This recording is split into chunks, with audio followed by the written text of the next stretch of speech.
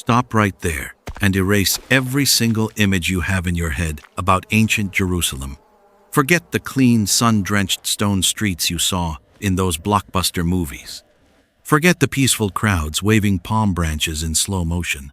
Forget the pristine white robes that look like they just came out of a modern laundry machine. That is not history. That is a fantasy designed to make you feel comfortable. The reality of the first century, the actual world where historical figures walked, was a nightmare that would assault your senses the moment you stepped through the gates. I want you to close your eyes for a second and imagine a place so crowded that you cannot move your arms. Imagine a smell so overpowering that it makes your eyes water, a mix of roasting meat, unwashed bodies, rotting garbage, and expensive incense, all swirling in the stagnant heat. This wasn't a holy theme park. It was a pressure cooker. It was a labyrinth of sensory overload, where danger wasn't just lurking in the shadows, it was standing right next to you, breathing down your neck, and you wouldn't even know it until it was too late. Today, we are going to walk through the real Jerusalem, the one they don't show you in Sunday school. Let's start with the sheer scale of the chaos. You have to understand the geography to understand the panic. Jerusalem is built on hills, and in the first century, the streets were not these wide, romantic boulevards. They were narrow, twisting alleys, some barely 2 meters wide. Now, imagine putting 200,000 people into a space designed for maybe a quarter of that. During the festivals, especially Passover, the population exploded. It is said that pilgrims would flood in from every corner of the known world: Galilee, Egypt, Rome, Babylon. They weren't just visiting, they were moving in. Picture yourself as a peasant from the countryside, maybe from the hills of Galilee. You are used to open spaces, fresh air, and silence. Then you arrive here. The first thing that hits you isn't the spiritual majesty of the temple, it is the noise. A constant, deafening roar of voices, haggling merchants, crying children, and the bleating of thousands of sheep being herded toward their end. It is a wall of sound that never stops, not even at night. You are instantly disoriented. And then there is the smell. This is something the movies can never convey, and frankly, it is something most history books gloss over because it is unpleasant. But we are here for the truth, right? The sanitation system in Jerusalem was advanced for its time, sure, but it couldn't handle the surge of pilgrims. We are talking about open channels for waste in many parts of the lower city.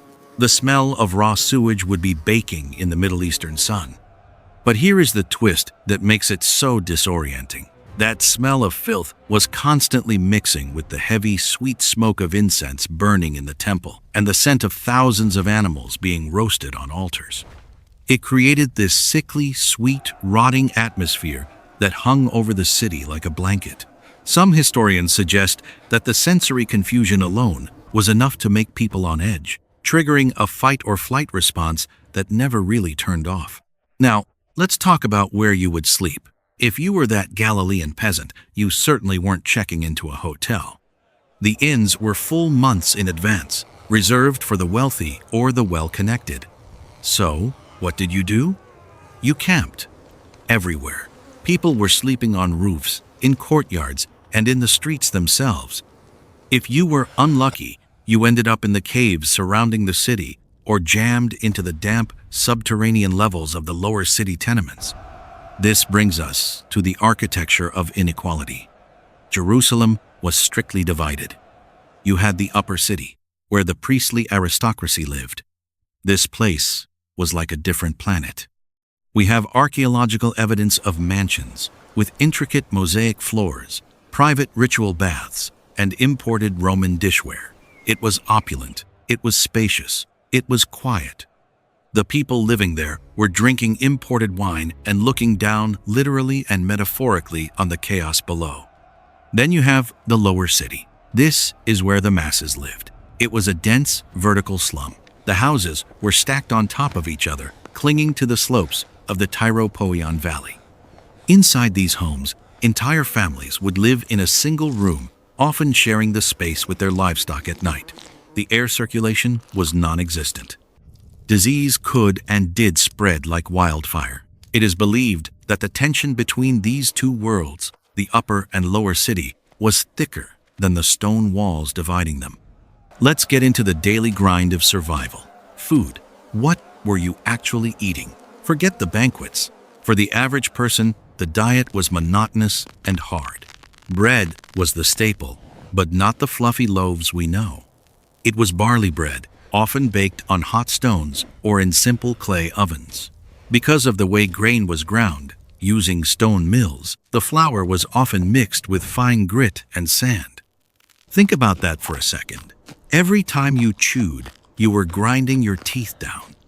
Archaeologists looking at skulls from this period often find teeth that are worn down to the nubs. Eating was a physical chore. You would dip this hard, gritty bread into a mixture of vinegar and herbs just to make it palatable. If you were lucky, you had some salted fish usually brought in from the Sea of Galilee, but fresh meat? That was a luxury, reserved for the sacrifices. Speaking of water, that was another battleground. Jerusalem has no major river. It relies on springs and cisterns. During a drought or a siege, water became more valuable than gold. Pontius Pilate, the Roman governor, actually knew this. There is a historical account that suggests he used funds from the temple treasury to build an aqueduct to bring more water into the city. Sounds like a good infrastructure project, right? Well, the locals didn't see it that way.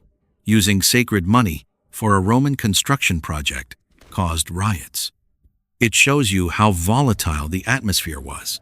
Even an improvement in quality of life could trigger violence if it touched the religious nerve.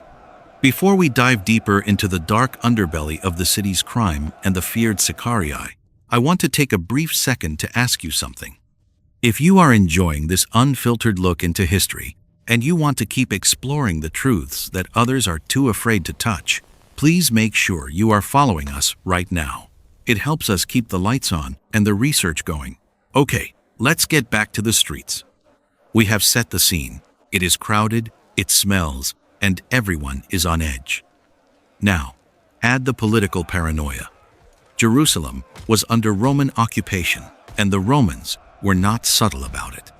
The Antonia fortress loomed over the temple complex. It was a massive tower, deliberately built higher than the sacred courts so the soldiers could look down on everything the Jews were doing.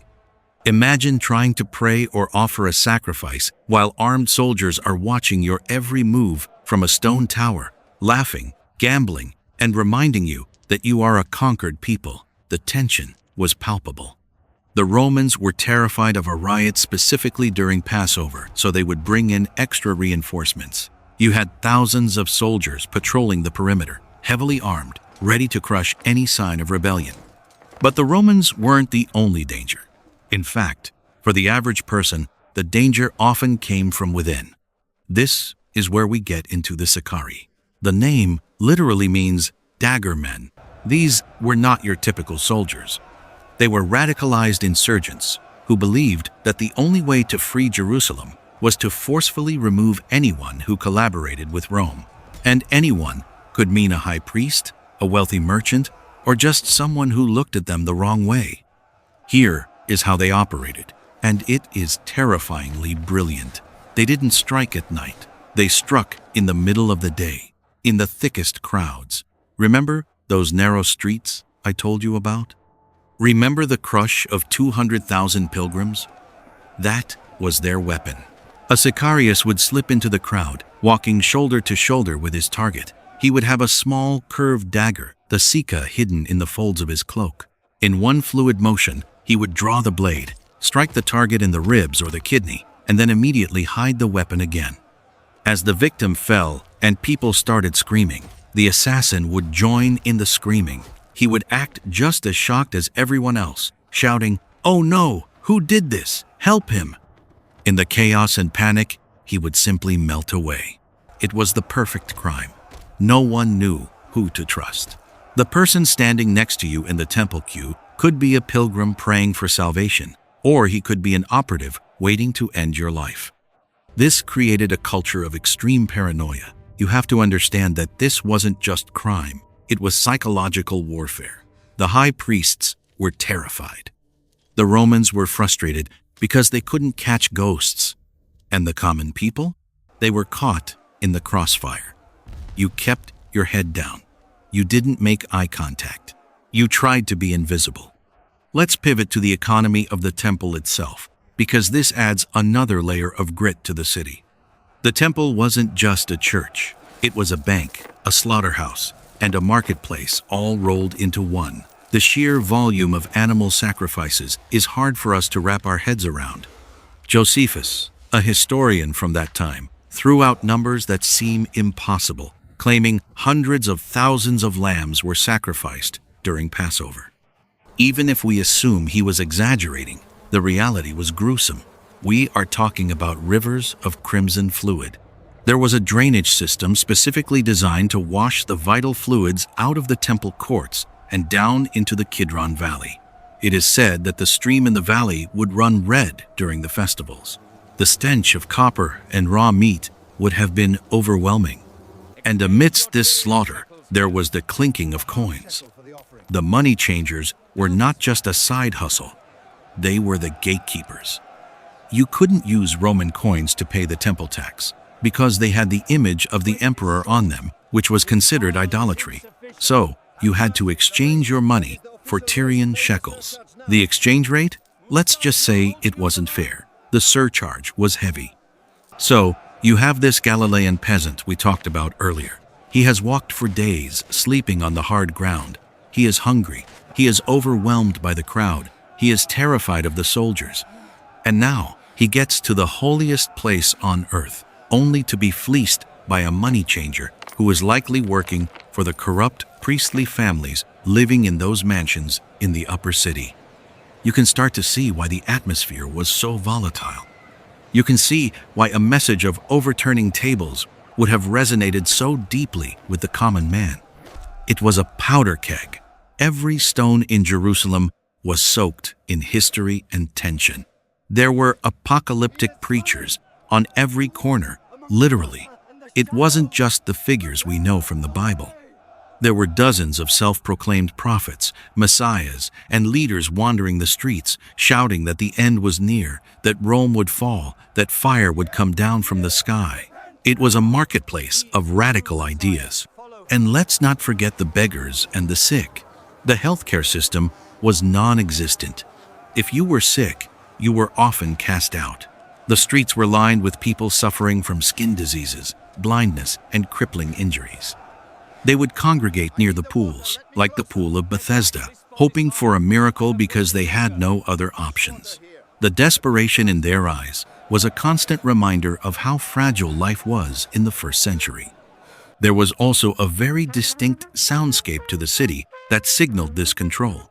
The trumpet blasts from the temple marked the hours and the sacrifices, but they were competed with by the Roman trumpets signaling the watch changes at the fortress. It was a sonic battle for dominance. Who owns time? Who owns the schedule of the city? God or Caesar? Social interactions were a minefield. The purity laws were incredibly complex. If you were a strict observer of the law, brushing against someone who was unclean, maybe they had touched a lifeless body, or were a Gentile, or had a certain illness, meant you had to go through a ritual cleansing process. Now, imagine trying to maintain that level of ritual purity in a crush of 200,000 people. It was anxiety-inducing. People were constantly dodging and weaving, trying to protect their spiritual status in a physically filthy environment. We also need to talk about the nightlife, or the lack thereof. There were no streetlights. When the sun went down, Jerusalem became pitch black. Oil for lamps was expensive. Most people didn't go out after dark unless they had to. The streets were dangerous. If you heard footsteps behind you in the dark, you ran. The darkness belonged to the stray dogs, the rats, and those looking to do things they didn't want the light to see. This darkness also hid the clandestine meetings, the rebels, the zealots, the people plotting the revolt that would eventually destroy the city In 70 AD, they met in these shadows. The city was honeycombed with secret tunnels and cisterns that were used as hideouts and weapons caches. Beneath the feet of the praying pilgrims, a war was being prepared. So, when you strip away the Hollywood varnish, what are you left with? You are left with a city that was a living, breathing paradox. It was the center of the world's highest spiritual aspirations and its basest human instincts. It was a place where the scent of holiness and the stench of waste were indistinguishable. This context changes everything about how we view the historical events that took place there. It wasn't a stage set. It was a survival situation. Every word spoken by a teacher or a prophet in this environment had to cut through the noise, the fear, and the oppression. To speak of peace in a city designed for war was not a soft, gentle platitude. It was a radical, dangerous act of rebellion. It explains why the authorities were so quick to crush dissent. They were sitting on top of a volcano, and they knew it. One spark, just one charismatic leader, one riot, one rumor, could blow the whole thing sky high. And, eventually, it did. But for that brief window in the 1st century, Jerusalem was the most intense place on earth. A place where you had to fight for every inch of space, every scrap of food, and every moment of peace. We often look back at history with rose-colored glasses because it makes us feel safe. We like the idea of wise men in robes having philosophical debates in quiet gardens. But that is a disservice to the people who actually lived there. Their lives were hard, gritty, and incredibly resilient. They survived in a city that was trying to crush them from above and below. Understanding this dark side of Jerusalem doesn't diminish its importance. I think it enhances it. It makes the human stories that came out of there more real, more desperate, and more profound. It wasn't a fairy tale. It was a struggle for the soul of humanity in the middle of a muddy, bloody, crowded street. If this journey into the gritty reality of the past opened your eyes, don't just scroll away. I need you to smash that subscribe button and turn on the notification bell right now, because we are going to keep digging up the history they don't want to teach you. Hit the like button if you learned something new, and head down to the comments. Tell me, could you have survived a week in 1st century Jerusalem, or would you have tapped out on day one? Let's discuss it below.